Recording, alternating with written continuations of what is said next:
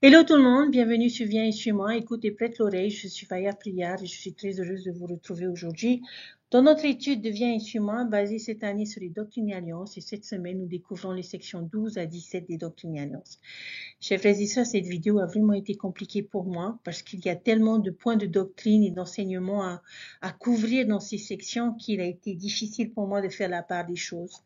Je vais vous partager aujourd'hui ce que j'ai estimé être le plus important, mais peut-être qu'il y aura des choses que vous estimerez dans votre lecture plus importantes et je m'en excuse d'avance et vous demande pardon si je ne parle pas de ces principes ou de ces points de doctrine pour lesquels vous avez besoin de lumière. Donc je suis vraiment désolée si c'est le cas, mais sachez que je n'ai jamais eu autant de difficultés à faire une vidéo que celle-ci. Donc j'espère sincèrement qu'elle sera édifiante et qu'elle fortifiera votre témoignage de notre Sauveur Jésus-Christ et de notre Père Céleste. J'aimerais vous remercier pour vos messages de reconnaissance, de gratitude dont vous me faites part. J'ai eu une conversation très agréable avec une personne la semaine dernière qui m'a fait part de son amour et de sa reconnaissance pour toutes ces vidéos et surtout savoir que mes vidéos ont un impact sur la génération montante et les aident à devenir ce que le Seigneur voudrait qu'ils soient. Et vraiment, pour moi, euh, un honneur et un privilège et une bénédiction et qui me motive dans ce travail en amont et dans tout ce que j'essaie, je m'efforce de partager chaque semaine. Donc, chers frères et sœurs, merci pour votre amour, merci pour vos encouragements et merci pour vos messages. Nous allons commencer notre étude par la section 12 du Doctrine et Alliance, une section courte mais qui peut être enrichissante. L'étude du contexte peut vraiment contribuer à notre compréhension et notre perspicacité. Et c'est particulièrement vrai lorsqu'il s'agit des doctrines et alliances. La section 12 nous offre un bon exemple du pouvoir du contexte. Elle s'adresse à un des premiers convertis de l'Église, Joseph Knight Sr. Et l'histoire de la famille Knight dans l'histoire de l'Église est vraiment fascinante, avec tant d'autres histoires de membres de l'Église primitive abandonnant leur foi ou tombant dans l'apostasie. La famille Knight est un exemple d'un groupe d'individus qui ont tenu bon tout au long de cette période.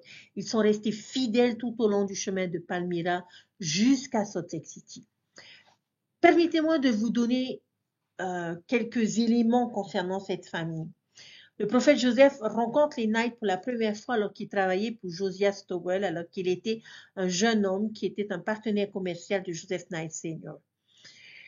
Et cette famille a beaucoup donné et sacrifié beaucoup de choses pour faire avancer l'œuvre du rétablissement. Par exemple, il a prêté à Joseph et Emma sa voiture pour aller chercher les plaques d'or. Il a fourni de la nourriture et du papier pendant la traduction du livre de Mormon alors que Joseph Smith et Oliver Cowdery avaient très peu de moyens. Il a aidé financièrement Joseph à plusieurs reprises. Il a fait face à la persécution à Colesville après son baptême. Ils ont abandonné leur ferme et leur moulin prospère pour rejoindre les saints à Kirtland. Ils ont été obligés de quitter cette maison dans la région de Kirtland en raison de l'apostasie de Lemon Copley. Les Knights sont envoyés pour établir Sion dans le comté de Jackson dans le Missouri. Polly Knight, la femme de Joseph Knight, va mourir de maladie. Leur fille Esther va également mourir peu de temps après. Ils vont être contraints de quitter leur maison dans le comté de Jackson. Le fils nouveau-né de Newell Knight et sa femme vont mourir à cause des conditions difficiles de leur voyage et déplacement. Newell va retourner à Kirtland pour aider à la construction du temple de Kirtland. Ils vont être chassés du comté de Caldwell et vont s'installer à Nauvoo. Polly, la fille de Joseph Knight Sr., va mourir à Nauvoo. Ils vont être encore obligés de quitter leur maison de Nauvoo pour suivre les saints de l'Ouest. Newell Knight va décéder d'une pneumonie à Council Bluff dans l'Iowa et Joseph Knight Sr. va mourir moins d'un mois plus tard dans l'Iowa également. Le fils de Newell, Jesse Knight, survivra à toutes les difficultés de sa jeunesse et s'établira comme un homme d'affaires prospère dans l'Utah. Il aidera fréquemment l'Église financièrement et va faire d'importantes donations pour aider à établir l'université Brigham Young. Cette famille a vraiment laissé un héritage extraordinaire à l'Église. Ils étaient certainement des chevaliers du rétablissement. Maintenant, lorsque l'on connaît ce contexte, qu'est-ce que cela ajoute à notre étude de la section 12 que je trouve juste fascinante? Au verset 6, on nous dit « Cherchez à faire avancer et à promouvoir et à établir la cause de Sion ». Cette phrase ne prend-elle pas tout son sens, sachant ce que nous savons maintenant? Avec notre contexte, la signification de cette phrase est amplifiée de manière exponentielle, n'est-ce pas? La famille Knight a vraiment vécu cette phrase. Lorsque Joseph Knight Senior a reçu cette révélation au début de son parcours de foi, je ne suis pas sûre qu'il ait réalisé le prix de cette instruction céleste. Nous considérons souvent les phrases comme celle-ci de manière très positive, ce que nous devrions faire, mais nous devons également reconnaître qu'établir la cause de Sion exige un sacrifice que cette famille a été disposée à faire. Établir Sion exige un sacrifice. Pour cette famille, c'était un sacrifice profond. Ils ont tant donné pour établir cette cause. Sommes-nous prêts à faire un effort similaire dans notre condition de disciple? Sommes-nous conscients qu'être un disciple a un coût, que l'établissement de Sion n'est pas gratuit? Le verset 7 nous dit que cette révélation s'applique à tous ceux qui désirent promouvoir et établir Sion. Cela ne nous coûtera probablement pas ce que cela leur a coûté, mais peut-être pourrions-nous nous demander comment puis-je contribuer à établir la cause de Sion comme les Knights? Et nous pouvons dire, s'ils ont pu endurer ces choses, donner ces choses, ne devrais-je pas être capable de donner et d'endurer ce qui m'est demandé? De donner de mon temps en tant que missionnaire à plein temps, d'offrir le meilleur de nous-mêmes dans notre appel de l'Église, de consacrer 10% de nos revenus à la dîme, de sacrifier notre propre volonté pour suivre la volonté de notre Père Céleste. Les Knights peuvent nous inspirer à le faire. Et qu'est-ce qui nous aidera à donner comme ils ont donné? Nous pouvons être humbles, pleins d'amour, avoir la foi, l'espérance, la charité, la tempérance et être dignes de confiance, comme c'est décrit dans le verset 8. La famille Knight possédait ces qualités. Si nous voulons accomplir et donner la moitié de ce qu'ils ont fait, nous devons aussi développer dans une certaine mesure ces attributs. Les Knight étaient certainement une famille qui a prêté attention avec force. Ils n'ont pas seulement prêté attention, ils ont prêté attention avec force. Et j'espère que nous pourrons suivre leur exemple extraordinaire. J'aime aussi le fait que Joseph Knight ne soit pas vraiment un nom aussi remarquable et aussi important dans la direction initiale de l'Église que beaucoup d'autres. Il n'est pas un Brigham Young, il n'est pas un Sidney Rigdon ou un Parley P. Pratt. Au lieu de cela, lui et sa famille étaient simplement des saints des derniers jours, pieux, dévoués et humbles, qui cherchaient fidèlement à établir la cause de Sion sans notoriété ni attente de récompense. Chers frères et sœurs, j'espère que nous pouvons faire la même chose, que nous pouvons être des chevaliers et chercher à établir la cause de Sion comme ils l'ont fait avec toutes les qualités qu'ils possédaient et le faire puissamment. Lorsque frère Knight a voulu connaître la volonté de Dieu, Dieu lui a fait savoir qu'il lui confierait des choses à ses soins. Et ces choses qui lui ont été confiées, chers frères et sœurs, est le prophète Joseph Smith, sa femme et sa famille. Et il a pris soin du prophète Joseph Smith aussi longtemps qu'il l'a pu et de manière discrète. Dans notre vie, chers frères et sœurs, nous aussi pouvons agir de manière discrète comme Elder Knight, comme frère Knight, et avoir cette petite et discrète contribution à établir l'œuvre de Dieu sur terre. Nous n'avons pas besoin d'être un évêque, nous n'avons pas besoin d'être un président, puis nous n'avons pas besoin d'être une présidente de la société de secours pour participer. Mais les choses que le Seigneur nous confie à nos soins, comme ce fut le cas pour frère Knight, que nous le fassions de la même manière, avec force, avec humilité, plein d'amour, avec foi, espérance et charité. Et je vous assure, chers frères et sœurs, que si nous agissons de la même manière que frère Knight, grandes seront les bénédictions et c'est ce que je souhaite pour chacun d'entre nous. Voyons à présent la section 13 que nous connaissons pour être la section de la prêtrise rétablie. L'importance de cette petite section d'un seul verset ne peut pas être sous-estimée et représente l'un des événements les plus significatifs de l'établissement et en fait des 1000 dernières années. Pour la première fois depuis des siècles, le 15 mai 1829, une ordonnance a été accomplie sous l'autorité appropriée et réelle du pouvoir de la prêtrise de Dieu. Dieu est un Dieu d'ordre et ceux qui agissent et enseignent en son nom doivent recevoir l'autorité de le faire. C'est pourquoi nous disons dans le 5e article de foi, nous croyons qu'un homme doit être appelé de Dieu par prophétie et par l'imposition des mains de ceux qui en détiennent l'autorité pour prêcher l'évangile et en administrer les ordonnances. Alors qu'ils traduisaient le livre de Mormon, Joseph Smith et Oliver Cowdery trouvèrent l'ordonnance du baptême mentionnée sur les plaques et ils s'interrogèrent à ce sujet.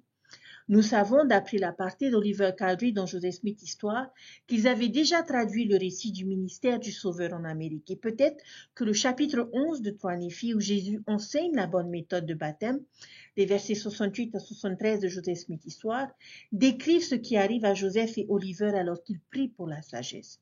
Il s'agit d'une section dans laquelle nous voudrions peut-être aller phrase par phrase pour mieux comprendre cette section 13. À vous, mes compagnons de service, au nom du Messie, je confère la prêtrise d'Aaron. Chers frères et sœurs, être considéré comme un compagnon de service de Jean-Baptiste, qui a baptisé le Sauveur et préparé la voie pour sa venue, a dû être une expérience pleine d'humilité et peut-être même bouleversante pour ces deux jeunes hommes d'une vingtaine d'années. À l'époque, Joseph et Oliver étaient relativement inconnus, tout comme Harmony. Mais le service dans l'œuvre de Dieu a toujours été une question de comment nous servons et non de qui le remarque. Aussi petite ou invisible que votre contribution puisse paraître, parfois vous êtes aussi un compagnon de service dans la grande œuvre du Seigneur. Pouvez-vous comprendre la puissance dans ces mots? À vous, mes compagnons de service, être le compagnon de service de Jean-Baptiste qui devait préparer la voie du Seigneur? Joseph et Oliver étaient ensemble avec Jean-Baptiste dans cette œuvre. Jean-Baptiste vient à eux et leur dit « Nous œuvrons ensemble dans cette œuvre ». Quel était le ministère de Jean-Baptiste? S'il faisait la même œuvre, quelle est-elle? C'était celle de préparer la voie pour le Seigneur. Jean-Baptiste l'a fait pour sa première venue et Joseph Smith et Oliver Cowdery devaient préparer la voie pour la seconde venue du Sauveur. Ce ministère conféré à Joseph Smith et Oliver Cowdery détient 3 clés. La première, les clés du ministère des anges. Le ministère des anges. Je ne sais pas pour vous, détenteurs de la prêtrise d'Aaron, si vous avez vécu un moment où un ange vous est apparu. On peut donc s'interroger sur cette promesse. Qu'est-ce que cela signifie? Je ne suis pas sûre d'avoir une réponse profonde à cette question, mais il y a quelques citations d'apôtres et prophètes qui peuvent nous aider et qui ont déclaré que le ministère d'ange est le don de pouvoir vivre dignement en compagnie des anges et trouver protection, conseil, orientation. Le ministère des anges peut aussi être invisible. Ce peut être des messages angéliques qui peuvent être délivrés par une voix ou simplement par des pensées ou des sentiments communiqués à l'esprit. Il s'agit de l'aide céleste des anges envoyés pour nous bénir en temps de besoin. Mais lorsque nous parlons de ceux qui sont des instruments dans la main de Dieu, nous nous rappelons que tous les anges ne viennent pas de l'autre côté du voile.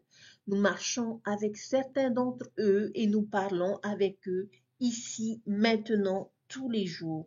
Certains d'entre eux résident dans notre propre quartier. Certains d'entre eux nous ont donné naissance. Et dans mon cas, l'un d'eux a consenti à m'épouser. En effet, le ciel ne semble jamais plus proche que lorsque nous voyons l'amour de Dieu se manifester dans la bonté et le dévouement de personnes bonnes et pures, que le seul mot qui nous vient à l'esprit est angélique. La deuxième et troisième clé est celle de l'évangile, de la repentance, du baptême par immersion pour la rémission des péchés. Que signifie le fait que la prêtrise d'Aaron détient la clé du ministère des anges et de l'évangile de la repentance, du baptême et de la rémission des péchés? La signification se trouve dans l'ordonnance du baptême et dans le sacrement, la Sainte Seine. Le baptême a pour but la rémission des péchés et la Sainte Seine est un renouvellement des alliances et des bénédictions du baptême. Les deux peuvent être précédés par le repentir. Nous ne pouvons pas sous-estimer l'importance de la prêtrise d'Aaron à cet égard. Toutes ces étapes vitales relatives à la rémission des péchés sont accomplies par l'ordonnance salvatrice du baptême et l'ordonnance de renouvellement de la Sainte Seine. Ces deux ordonnances sont officiées par les détenteurs de la prêtrise d'Aaron sous la direction de l'épiscopat qui exerce les clés de l'évangile de repentance, du baptême et de la rémission des péchés. Les clés du repentir et du baptême en relation avec la prêtrise d'Aaron sont un peu plus simples. Nous sommes habitués à voir la prêtrise d'Aaron agir dans les ordonnances du baptême et de la Sainte Seine. Ces deux ordonnances visent à nous justifier et à nous purifier du péché et de la transgression. L'évangile du repentir est évident dans leur œuvre. Le baptême et la Sainte Seine nous purifient et nous justifient, nous ramènent à un état de dignité et d'irréprochabilité. Ils permettent à la puissance de l'expiation d'agir dans notre vie. C'est seulement alors que les pouvoirs et les ordonnances de sacerdoce supérieur peuvent nous élever à un niveau plus céleste et nous sanctifier. Pour vous, évêque, l'un de votre rôle est d'agir en tant que président de la prêtrise d'Aaron. L'évêque est un office de la prêtrise d'Aaron et il agit également avec la prêtrise de Melchisédek, mais son office est de nature aaronique. Lorsque les personnes viennent le voir pour se confesser et travailler sur le processus du repentir, il agit dans un rôle de prêtrise d'Aaron. Il utilise les clés de l'évangile de la repentance. La prêtrise d'Aaron justifie, tandis que la prêtrise de Melchisédek sanctifie. Et c'est pourquoi on l'appelle souvent le sacerdoce préparatoire, parce qu'il nous prépare à une plus grande spiritualité et à des bénédictions. Et nous explorerons cette dynamique plus en profondeur lorsque nous arriverons à la section 84. Mais j'aimerais vous témoigner, chers frères et sœurs, que le pouvoir de la prêtrise est réel. J'ai vu ce qu'il peut faire. J'ai eu le privilège d'être béni par lui. Et je suis reconnaissante que notre Père Céleste soit un Dieu d'ordre et qu'il nous ait fourni un cadre d'autorité sous lequel travailler et dans lequel nous pouvons travailler. Et c'est une chose étonnante et qui donne à réfléchir de penser que Dieu est disposé à nous faire suffisamment confiance pour assumer une partie de son incroyable pouvoir et de son autorité. Je crois que ce qui s'est passé sur les rives de la rivière de Susquehanna le 15 mai 1829 témoigne de la miséricorde, de la confiance et de l'amour de Dieu pour ses enfants. Je témoigne que je sais que cela s'est produit parce que j'ai personnellement ressenti la puissance qui s'est répandue de génération en génération à partir de ce moment-là jusqu'à moi. C'est réel. Comme nous l'a enseigné aujourd'hui à notre réunion de Sainte-Seine, Elder Osculthorpe, qui nous a invités à rechercher les manifestations de Dieu autour de nous, la prêtrise est la manifestation de l'amour de Dieu pour chacun de ses enfants.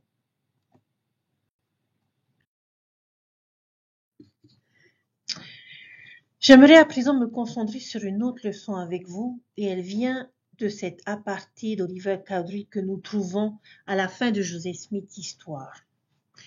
Dans cet aparté, Oliver va décrire son expérience de la visite de Jean-Baptiste et de son ordination à la prêtrise d'Aaron. Dans cet aparté, il va nous montrer la différence entre le monde de l'adversaire et le monde du Seigneur. Et je vous invite à faire une pause et à voir la description qu'il fait. Ce fut pour lui des jours inoubliables. Notre monde est-il semblable à celui qu'il décrit? Trouvons-nous de profondes ténèbres dans notre monde? Y a-t-il des individus qui nient la révélation et qui nous disent que nos écritures sont une imposture et que nos prophètes sont des fraudeurs? Y a-t-il des personnes qui cherchent à tromper leur prochain? Est-ce que les enfants des méchants ont le pouvoir de séduire les insensés et les ignorants? Vivons-nous dans un monde où la fiction nourrit le plus grand nombre, une description parfaite d'Internet, et où le fruit du mensonge emporte dans son courant les étourdis jusqu'à la tombe? Oliver utilise un peu l'allitération dans ses propos, mais pouvons-nous nous identifier à lui? Avons-nous déjà éprouvé ces sentiments que sont la peur, le doute, l'incertitude? Avons-nous déjà ressenti l'obscurité recouvrir notre esprit? Avons-nous entendu parler des grands conflits, des bruits autour de la religion? Nous sommes-nous déjà sentis tourmentés et distraits comme si nous cherchions quelque chose à l'aveugle? Tout comme le Saint-Esprit parle à notre esprit avec foi et remplit notre cœur de paix, l'adversaire parle de doute à l'esprit et de peur au cœur. En ce moment, la foi de nombreux membres de l'Église du Christ est mise à l'épreuve d'une manière jamais vue auparavant. Et malheureusement, un certain nombre d'entre eux ont succombé à la tromperie, à la séduction, à la fiction et aux fruits du mensonge.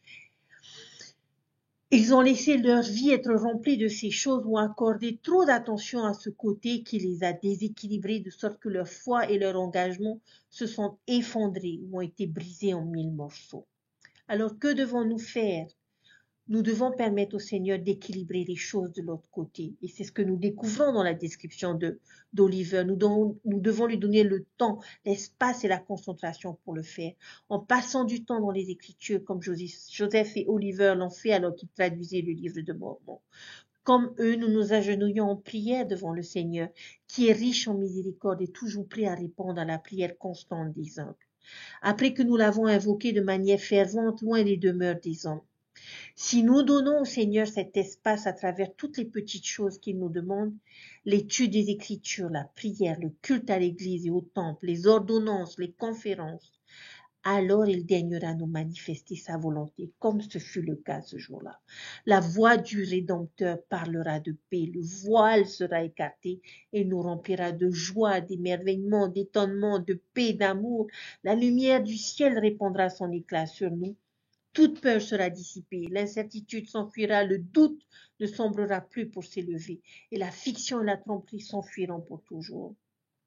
Lorsque toute l'obscurité, le doute, la peur, l'incertitude nous entourent, il nous suffit de nous tourner vers le Seigneur dans la prière ou de garder à l'esprit le souvenir vif de ce genre d'expérience que je crois Dieu accorde à tous ceux qui se tournent vers lui.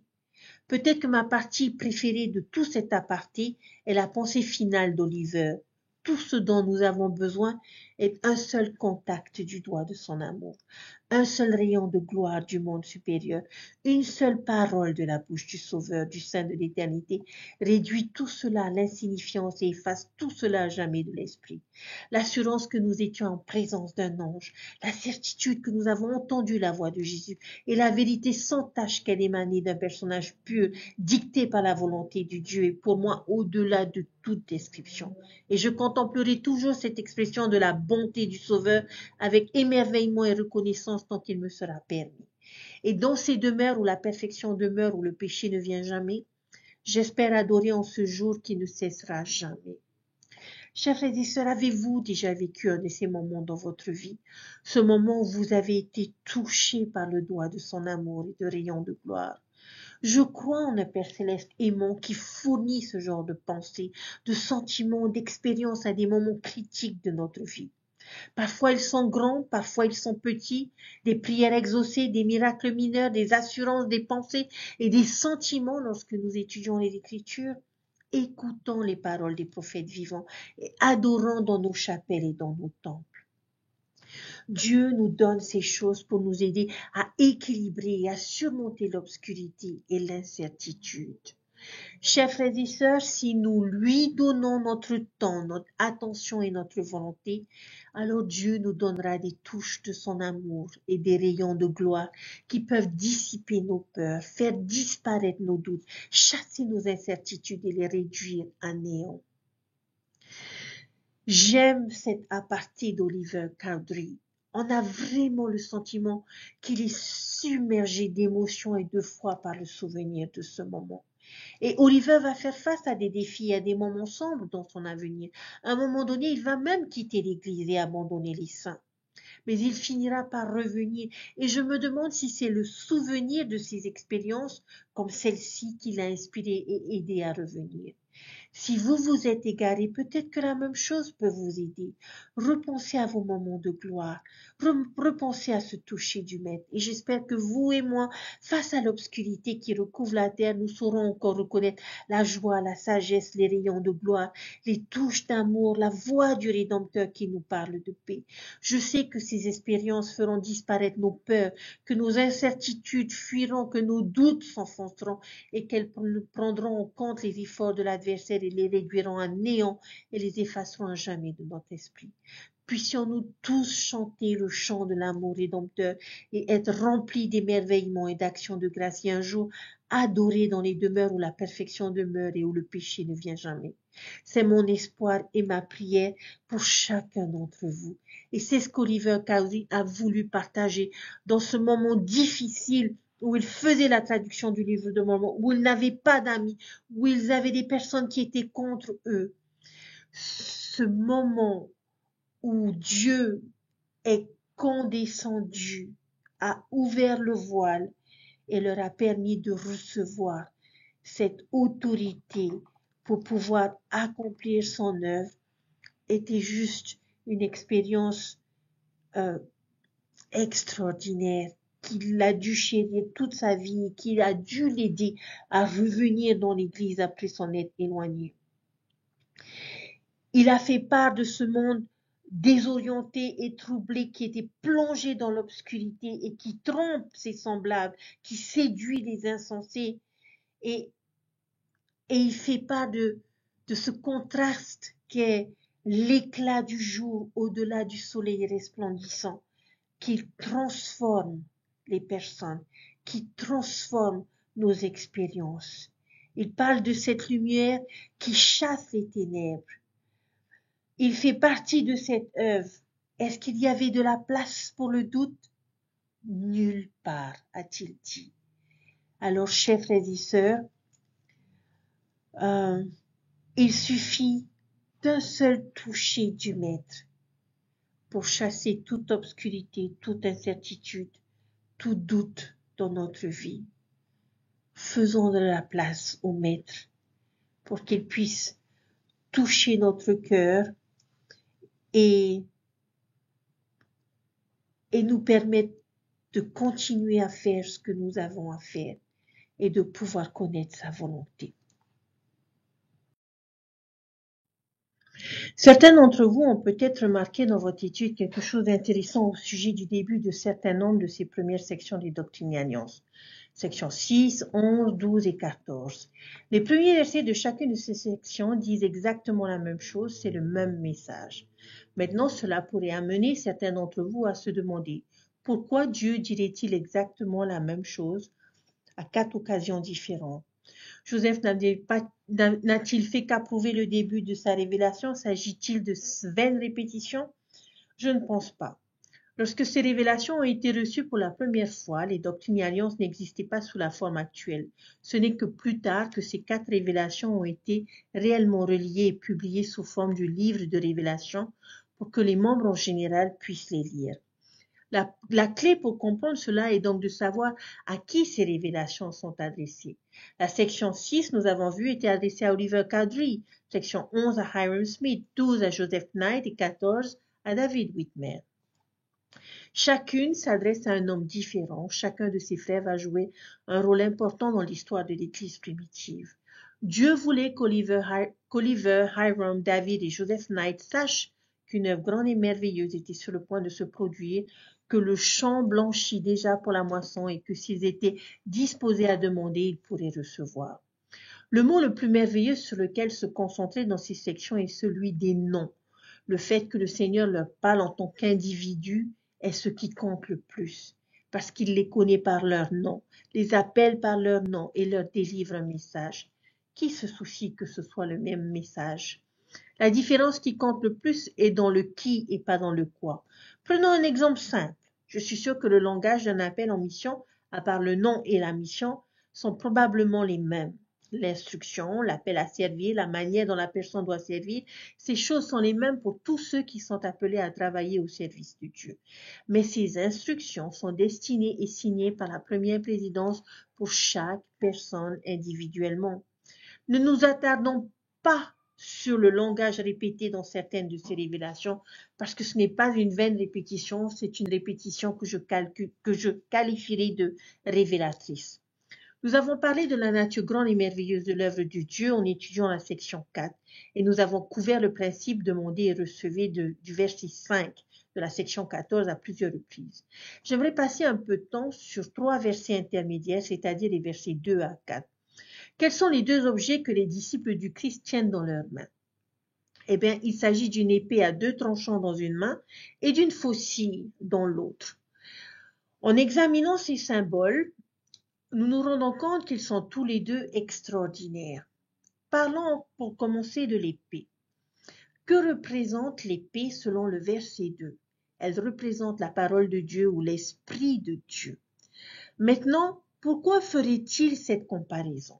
En quoi la parole de Dieu ou l'Esprit de Dieu sont comme une épée?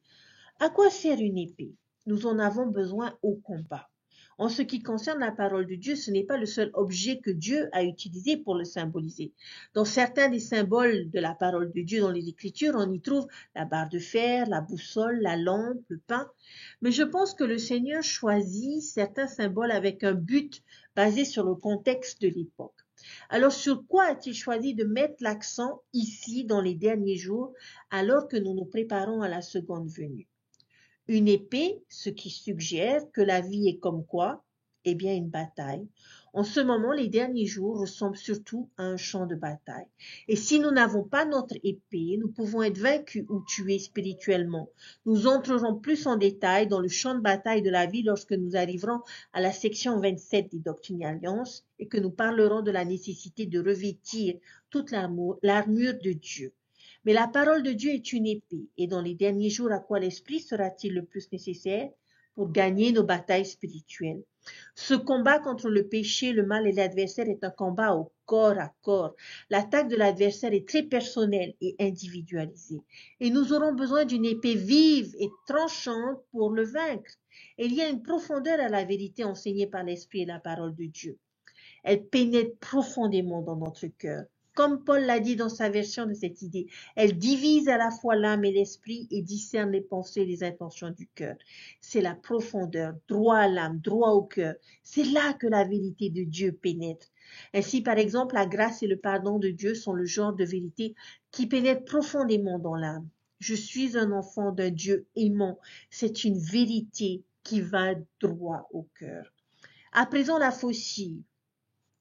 Que représente une faucille? Eh bien, la faucille est un outil utilisé pour la moisson. Une fois que le blé est complètement mûr, nous le coupons de la terre afin de pouvoir le stocker pour l'avenir. Avec l'épée, la lame est utilisée pour combattre, mais avec la faucille, la lame est utilisée pour la cueillette, pour la récolte. C'est un peu plus positif par nature. Le symbolisme exact n'est pas aussi clair qu'avec l'épée. La faucille est-elle notre foi, notre témoignage, notre désir? Qu'est-ce que le blé alors? Qu'est-ce que nous rassemblons? Je pense que nous comparons généralement le blé aux personnes. Nous sortons et rassemblons d'autres personnes dans le troupeau. Et nous verrons cette image revenir lorsque nous étudierons la section 86 où le blé est livré représente clairement des personnes et des serviteurs de Dieu qui parcourent les champs pour ramasser le blé à sauver et à mettre de côté livré pour le brûler. Mais pourrait-il y avoir d'autres symboles également? Qu'est-ce que Dieu veut que nous rassemblions d'autres? D'autres thèmes de ces sections pourraient suggérer que Dieu veut que nous rassemblions la sagesse, les bonnes œuvres, les bons désirs, les attributs ou le caractère du Christ. Et le symbole vers lequel cela semble plus pointer est le salut. C'est le salut qui est rassemblé et conservé. Donc en tant que missionnaire, je ne pense pas que je dois me sentir comme un échec si je n'ai pas amené beaucoup d'âmes ou de gerbes à lui, bien que cette image fonctionne. Je veux rassembler les âmes en sécurité et en salut, mais c'est l'effort qui apporte le salut à mon âme. Dans chacun de ces cas, le champ est déjà blanc et doit être moissonné. Il y a tant de choses à rassembler. Il y a beaucoup de sagesse que je peux acquérir. Il y a beaucoup de caractère que je dois développer. Il y a beaucoup d'œuvres que je peux faire. Il y a des âmes à bénir en proclamant l'évangile, en rachetant les morts et en perfectionnant les saints. Il y a une abondance de salut à récolter. Alors sortons et lançons notre faucille. Cela suggère de faire des efforts pour rassembler. Il y a du travail à faire, que ce soit la sagesse ou les bonnes œuvres ou les âmes ou le caractère ou le salut lui-même. Nous devons vouloir lancer notre faucille de toutes nos forces. Et une fois que nous faisons ces choses, chérissons-les et considérons-les comme sacrées.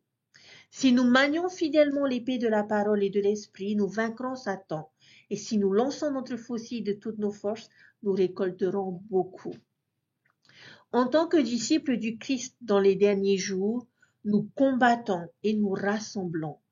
Les deux lames accomplissent deux tâches très importantes. Une image similaire me vient à l'esprit, les pharaons de l'Égypte ancienne qui tenaient également deux objets symboliques dans leurs mains, la houlette et le fléau, symbole de leur leadership. En tant que disciples du Christ des derniers jours, nous portons également deux objets, et nous espérons que lorsque nous mourrons, nous pourrons symboliquement les poser sur notre poitrine.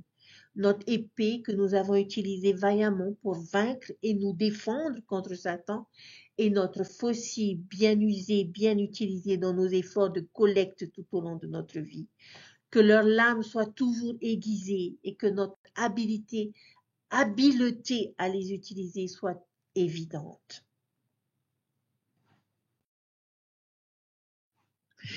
J'aimerais vous poser une question. Quel est le plus grand cadeau que l'on vous ait jamais offert et qu'est-ce qui l'a rendu si formidable?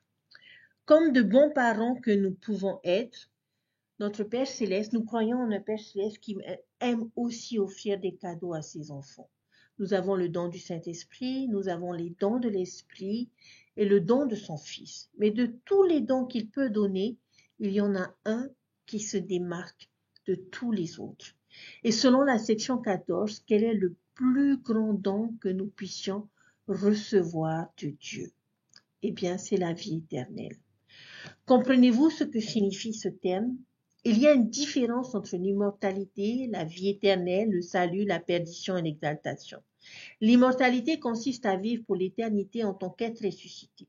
Tous ceux qui ont vécu sur cette terre seront immortels. Ils recevront un corps ressuscité, quel que soit le royaume qu'ils reçoivent ou même les ténèbres extérieures. La vie éternelle, d'autre part, bien que ces deux termes semblent synonymes, signifie vivre pour toujours avec Dieu. La vie éternelle ne peut être trouvée que dans le royaume céleste. Le salut consiste à être sauvé dans un royaume de gloire.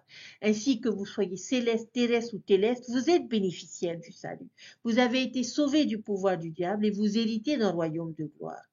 Il y aura cependant ceux qui choisiront de rejeter le salut et qui hériteront à la place des ténèbres extérieures ou de la perdition, ce qui est un mot qui signifie être perdu. Ils rejoignent le diable et ce tiers des armées du ciel qui se sont rebellés dans le monde prémortel à leur propre place. Mais alors l'exaltation ne peut venir qu'à ceux qui héritent d'une gloire céleste. Et c'est dans cet esprit que le Seigneur dit ici dans la section 14 que l'exaltation ou la vie éternelle est le plus grand don que nous puissions recevoir. Que savons-nous sur la vie éternelle? Dans Moïse 1,39, nous savons que l'œuvre et la gloire du Seigneur sont de réaliser l'immortalité et la vie éternelle de l'homme. Cela nous enseigne que l'immortalité et la vie éternelle sont deux choses distinctes. Le don de la vie éternelle, qui est promis à certaines conditions seulement, est beaucoup plus grand que le don de l'immortalité. Bruce R. McConkie a expliqué: la vie éternelle est un nom qui ne renvoie pas seulement à la durée sans fin d'une vie future. L'immortalité, c'est vivre pour toujours dans un état ressuscité et par la grâce de Dieu, tous les hommes obtiendront une continuation infinie de la vie. Cependant, seuls ceux qui obéissent à la plénitude de la loi de l'Évangile hériteront de la vie éternelle. C'est le plus grand de tous les dons de Dieu, car c'est le genre de vie que Dieu lui-même mène, le statut et la qualité de vie qu'il a.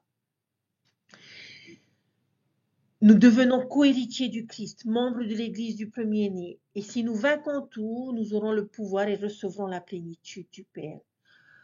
Prenons un livre de cuisine où nous avons la photo d'un plat parfait d'une recette, la plénitude de joie de la cuisine. Ces photos sont importantes parce qu'elles nous aident à imaginer ce que sera le résultat si nous suivons strictement les instructions de la recette. Il est important de commencer en ayant la fin à l'esprit, mais la fin représentée par des photos du livre de cuisine n'est possible que si tout est fait correctement.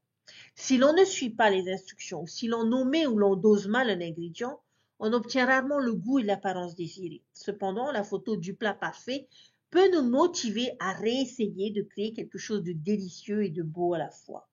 Lorsque nous pensons à la vie éternelle, quelle image avons-nous à l'esprit? Je crois que si nous pouvions nous représenter une image claire et fidèle de la vie éternelle, nous commencerions à nous comporter différemment. Pour beaucoup de choses qu'implique la persévérance jusqu'à la fin, nous n'aurions pas besoin que l'on nous pousse, par exemple, pour faire nos visites du service pastoral ou assister à nos réunions, aller au temple, respecter la morale, faire nos prières ou lire les Écritures. Parce que nous voudrions faire toutes ces choses et encore davantage, car nous nous rendrions compte qu'elles nous préparent à aller là où nous aspirons à aller. Mon âme désirait ardemment y être. C'est quelque chose qu'Alma le jeune a dit après avoir eu une vision du royaume céleste dans Alma 36, 22. Nous trouvons dans les Écritures de nombreuses descriptions de l'exaltation et de la raison pour laquelle c'est un si grand don. La vie éternelle est le plus grand don de Dieu et cela en vaut la peine.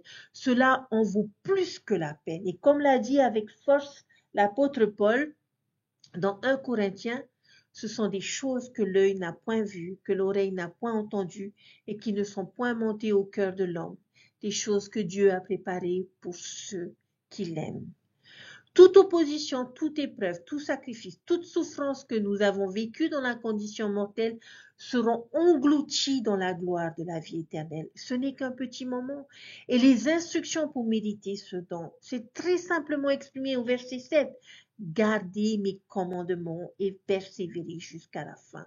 C'est notre quête, c'est notre vision, c'est notre mission mortelle. Et j'aime l'évangile de Jésus-Christ car il définit la façon dont nous pouvons prendre du fruit de l'évangile et goûter à la joie extrêmement grande que lui seul peut apporter et persévérer jusqu'à la fin en dépit de toutes les difficultés de la condition mortelle. L'évangile nous enseigne tout ce que nous devons savoir pour retourner vivre avec notre Père céleste aimant en tant qu'être ressuscité et glorifié. Puissions-nous toujours garder à l'esprit la vision de la vie éternelle. Puissions-nous être diligents à suivre la recette de la vie éternelle qu'est l'évangile de Jésus-Christ. Et je témoigne que la vie éternelle se trouve au bout de cette quête. Maintenant, il y a un autre aspect du ciel que j'ai gardé pour la fin.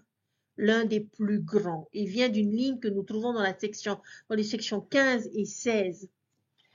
Selon les statistiques, quelle a été la réponse la plus populaire donnée par les Américains à la question « De quoi êtes-vous le plus reconnaissant ?» Est-ce que c'était l'argent, la liberté, la santé? Non, c'était la famille. La famille était la réponse la plus répandue. Les amis disparaissaient également en tête de liste. Apparemment, de quoi sommes-nous le plus reconnaissants dans la vie?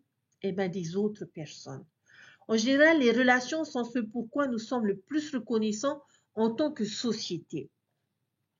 Maintenant, en gardant cela à l'esprit, d'après notre lecture, vous savez que ces deux sections, les sections 15 et 16, s'adressent à deux des frères Whitmer. Ils voulaient tous deux savoir quelque chose. Que voulaient-ils savoir? Et quelle a été leur réponse? Les réponses, c'est qu'ils voulaient savoir ce qui aurait le plus de valeur pour eux. Quelle est une très bonne question à poser, n'est-ce pas? Quelle est la chose la plus utile que je puisse faire? Et la réponse qu'ils ont obtenue, c'était d'amener les âmes au Christ. C'était la chose la plus utile qu'ils pouvaient faire de leur temps. Et cela me rappelle le désir de Jean dans la section 7, où il y avait un homme qui comprenait ce principe. Il a si bien compris qu'il a désiré s'engager dans cette œuvre pendant des milliers d'années. Et je crois que c'est vrai pour nous tous. Amener des âmes au Christ sera l'activité qui aura le plus de valeur pour nous. Et je crois que cela s'applique à plus que du travail missionnaire que nous faisons avec ceux qui ne sont pas encore membres de l'Église de Jésus-Christ. C'est tout travail que nous faisons qui consiste à aider les personnes à se rapprocher du Christ. C'est aider notre conjoint à venir au Christ. C'est aider nos enfants à venir au Christ en tant que parents. C'est aider nos frères et sœurs à venir au Christ en tant que frères et sœurs du service pastoral. C'est aider nos jeunes à venir au Christ. C'est aider les morts à venir au Christ par l'œuvre du temps. C'est aider nos collègues, nos voisins, notre famille, notre communauté à venir au Christ. Mais la ligne qui m'intrigue le plus est celle qui suit, où le Seigneur explique pourquoi cela sera d'une grande valeur. La promesse de cette œuvre, c'est quoi? Que nous puissions nous reposer avec eux dans le royaume de mon Père. Et cette idée va revenir dans la section 18, où il est dit, si vous travaillez tous vos jours à crier repentance à ce peuple et que vous m'ameniez ne serait-ce qu'une seule âme, combien grande sera votre joie dans le royaume de mon Père. La promesse est là. Elle sera d'une grande valeur car nous aurons de la joie avec eux dans la gloire céleste. Nous explorerons cette idée beaucoup plus en profondeur la semaine prochaine lorsque nous étudierons la section 18. Mais le point est le suivant. On ne peut pas parler de gloire céleste et ignorer cet aspect les plus importants. Oui, c'est vrai, le ciel est un lieu et nous venons de parler de certaines de ces grandes choses concernant ce lieu, mais plus important encore, Le ciel, ce sont les personnes plus que le lieu. Ce sont les relations mari, femme, père, enfant, frère, sœur, homme et Dieu. Et cela doit être l'aspect le plus glorieux de l'exaltation. Passer l'éternité avec des personnes que nous aimons. Et j'aime la façon dont Doctrine et Alliance, section 130, nous dit cette même sociabilité qui existe parmi nous existera parmi nous là-bas. Seulement, elle sera associée à la gloire éternelle dont nous ne jouissons pas actuellement. Pouvez-vous comprendre pourquoi nous mettons tant l'accent sur la famille dans l'Église, sur le mariage solide, sur le scellement, l'unité? Dieu sait ce qui a le plus de valeur pour nous. C'est pourquoi nous devons travailler dur pour amener les âmes au Christ, parce que je veux qu'il soit là avec moi. De mon point de vue, mon mari n'est pas là. Si mon mari n'est pas là, ce ne sera pas le paradis pour moi. Je veux que mes enfants soient là. Je veux que mes parents, mes frères, mes sœurs, mes grands-parents, les membres de ma paroisse, les jeunes que je rencontre, qu'ils soient avec moi pour trouver le repos et la joie avec eux. Nos relations auront le plus de valeur pour nous. Adam et Ève sont un bon exemple de ce principe. Lorsqu'on leur a donné le choix entre le paradis et une personne, Adam a choisi la personne. Il a choisi son épouse Ève plutôt que le jardin d'Éden parce qu'il savait que cette relation avait le plus de valeur. Nous pouvons donc ajouter une autre vérité à notre principe du plus grand don. Le ciel est plus qu'un lieu, ce sont des gens. Je suis reconnaissante aujourd'hui d'être scellée à mon époux pour le temps et l'éternité. À ceux qui respectent l'alliance du mariage, Dieu promet la plénitude de sa gloire, la vie éternelle, la croissance éternelle dans le royaume céleste et une plénitude de joie. Le Seigneur a révélé ce qui suit à Joseph Smith le prophète. Si tu gardes mes commandements et persévères jusqu'à la fin, tu auras la vie éternelle, don qui est le plus grand de tous les dons de Dieu. Il est possible d'obtenir la réalisation de cette promesse divine. La vie éternelle, c'est vivre éternellement avec notre Père et avec notre famille. Cette promesse ne doit-elle pas être la plus grande motivation à faire de notre mieux et à donner le meilleur de nous-mêmes pour obtenir ce qui nous a été promis? À l'aube du rétablissement, lorsque cette œuvre merveilleuse était sur le point de se produire parmi les enfants des hommes, le Seigneur a dit, c'est pourquoi, ô vous qui vous embarquez dans le service de Dieu, veillez à le servir de tout votre cœur, de tout votre pouvoir, de tout votre esprit, de toutes vos forces, afin d'être innocents devant Dieu au dernier jour. De tout notre cœur, de tout notre pouvoir, de tout notre esprit, de toutes nos forces, cela veut dire de tout notre être. David Omake a dit que les grandes récompenses ne sont accordées qu'aux travailleurs acharnés. Ces récompenses seront pour ceux qui nourrissent leur foi en Jésus-Christ et qui accomplissent sa volonté en travaillant, en se sacrifiant et en donnant tout ce qu'ils ont reçu pour fortifier et édifier le royaume de Dieu. L'accomplissement de la promesse divine de vie éternelle, de perfection et de bonheur éternel en famille dépend de la démonstration sincère de notre foi en Jésus-Christ, de notre obéissance au commandement, de notre persévérance et de notre diligence tout au long de notre vie. Chers frères et sœurs, le Seigneur n'attend pas de nous que nous fassions ce que nous ne pouvons pas faire. Le commandement de devenir parfait comme lui nous pousse à donner le meilleur de nous-mêmes pour découvrir et cultiver les talents et les qualités que nous avons reçus d'un Père éternel aimant qui nous invite à réaliser notre potentiel d'enfant de Dieu. Il nous connaît, il connaît nos capacités et nos limites. L'invitation et l'exhortation à devenir parfait et à obtenir la vie éternelle s'adressent à tout le genre humain. Le salut et la vie éternelle ne seraient pas possibles sans l'expiation réalisée par notre Sauveur, à qui nous devons tout. Mais pour recevoir ces bénédictions suprêmes, nous devons d'abord faire notre part, car nous savons que c'est par la grâce que nous sommes sauvés, après tout ce que nous pouvons faire. Avec foi, enthousiasme, dévouement, sens des responsabilités et amour, faisons tout notre possible. Alors nous ferons tout ce qui est possible pour accomplir l'impossible, c'est-à-dire accomplir ce qui est impossible à l'esprit humain, mais qui devient, grâce à l'intervention divine de Père aimant et au sacrifice infini accompli par notre Sauveur, le plus grand don, la plus glorieuse des réalités, à savoir vivre éternellement avec Dieu et notre famille.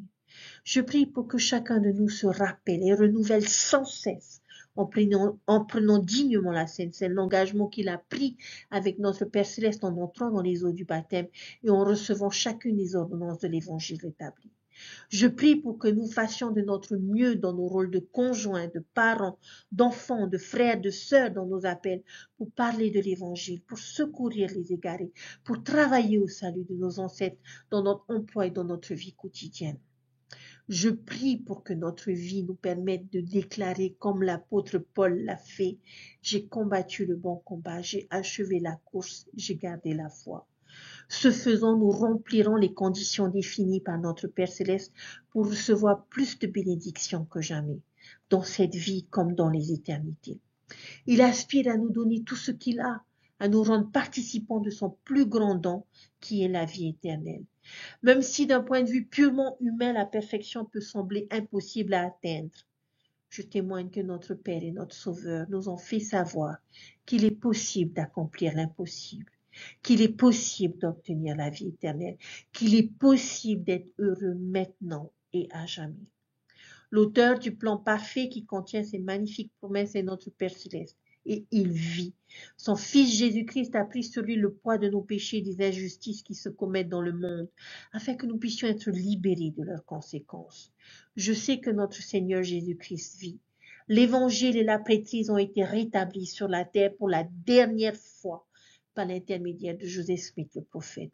Aujourd'hui, nous avons l'immense bénédiction d'avoir des apôtres et des prophètes appelés par Dieu pour nous guider sur le chemin qui nous ramène à notre Père Céleste. Russell M. Nelson a été appelé pour diriger cette grande œuvre aujourd'hui. Il est un prophète de Dieu. J'en témoigne au nom sacré de Jésus-Christ. Amen. Chers frères et sœurs, je vous souhaite une bonne semaine, de bonnes découvertes dans votre lecture des Écritures. Cette étude a vraiment été difficile pour moi à synthétiser parce qu'il y a tellement de choses. La dernière section, la section 17, parle de l'importance d'être un témoin, parle de l'importance de ces 3 témoins, de ces 8 témoins et de la manière dont le Seigneur a procédé pour faire d'eux des témoins. Et j'espère qu'à notre tour, nous pourrons aussi être des témoins de la parole de Dieu et de son évangile. Chers frères et sœurs, il ne tient qu'à nous d'obtenir la vie éternelle. Contractons les alliances et ordonnances nécessaires pour y parvenir et persévérons jusqu'à la fin. Prenez soin de vous, chers frères et sœurs, et je vous dis à la semaine prochaine.